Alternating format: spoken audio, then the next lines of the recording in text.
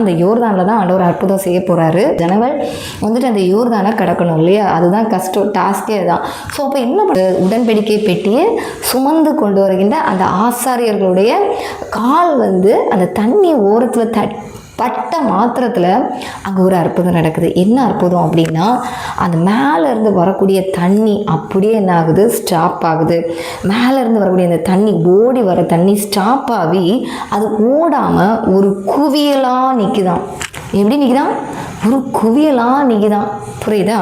சரி, இந்த தண்ணி 16வது வசனத்தில் வாசிக்கிறேன்.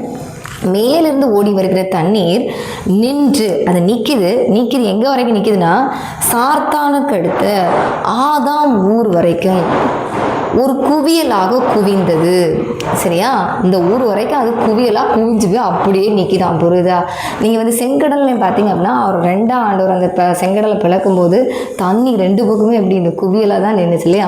ஸோ அதே மாதிரி ஒரு காரியத்தை ஆண்டவர் இந்த யோசுவா மூலம் இந்த யோர்தானில் ஆண்டவர் இந்த ஜனங்களுக்கு முன்பாக நடத்துகிறாரு. பாருங்க என்ன நடக்குது அப்படின்னா, அடுத்த ஜனங்கள் 17வது வசனம், சகல ஜனங்களும் யோர்தானை கடந்து தீரும் அளவும் கர்த்தருடைய உடன்படிக்கை பெட்டியை சுமக்கிற ஆசாரியர்கள் யோர்தானின் நடுவில் தண்ணீரில்லாத தரையில் கால் ஊன்றி நிற்கும் போது இஸ்ரவேலர் எல்லாரும் தண்ணீரற்ற உலர்ந்த தரை வழியாய் கடந்து போனார்கள். இதாங்க அற்புதம்.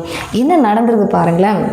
அந்த தண்ணி அப்படியே ஸ்டாப்பாகவே ஒரு பக்கம் கொட்டாமல் அப்படியே நிற்கிது, இன்னொரு பக்கம் இங்கே தண்ணி இல்லாமல் உலர்ந்த தரையாத நடந்து போகிறதுக்கு தக்க அதை அப்படியே மாற்றிட்டார்.